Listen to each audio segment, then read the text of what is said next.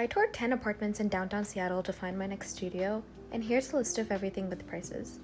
The first apartment is a studio right next to Pike's Place.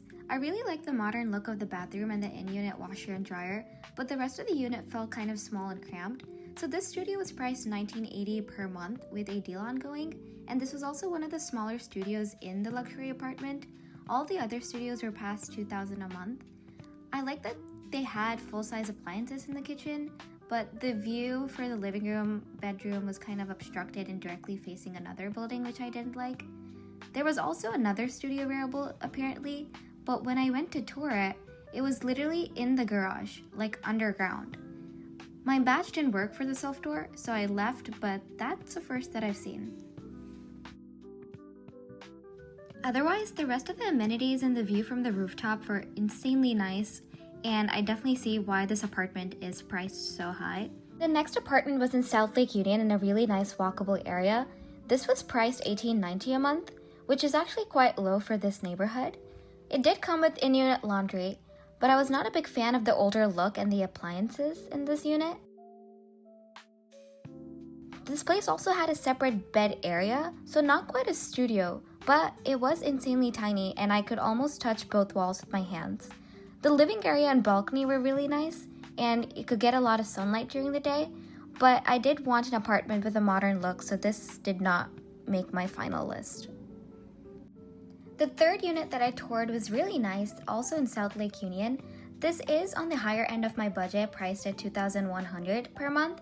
It did have a separate bed area with a sliding door and a closet, which is really nice, and it did have that modern look and appliances that I was going for.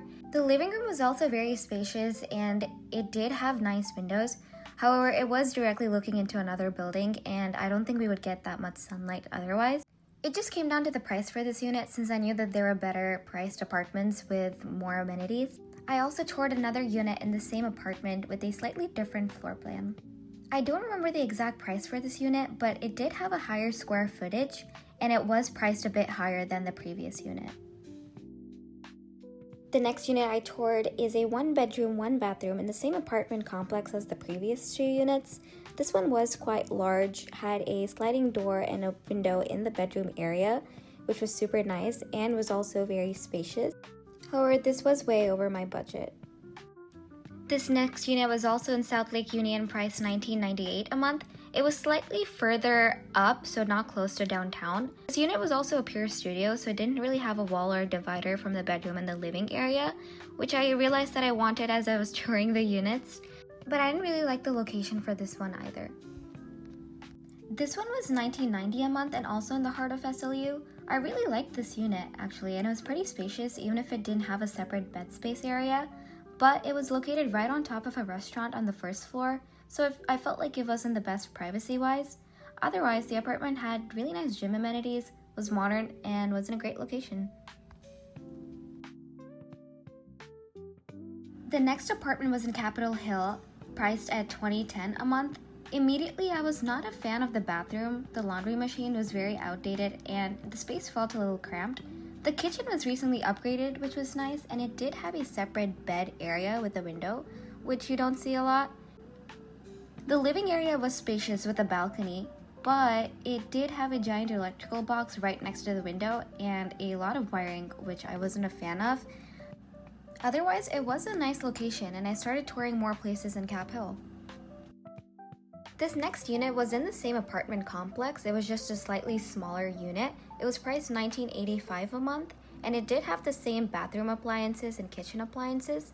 The bed space did not have a window, and it was slightly smaller, including the living area too, but otherwise I still thought this was a decent apartment for the price. This next apartment was absolutely gorgeous. I loved the light fixtures, I loved the location.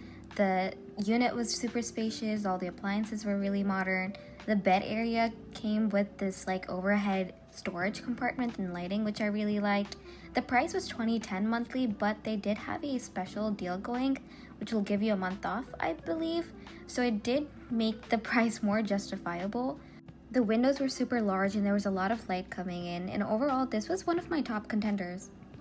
So that was it for the 10 downtown Seattle apartment tours. I also want to note that I toured during the winter cycle. So these prices are all winter apartment pricing, and usually during the summer the prices are hiked and would be a lot more than what you're seeing here.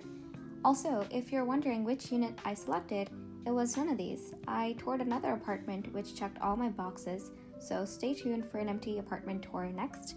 But thanks for watching!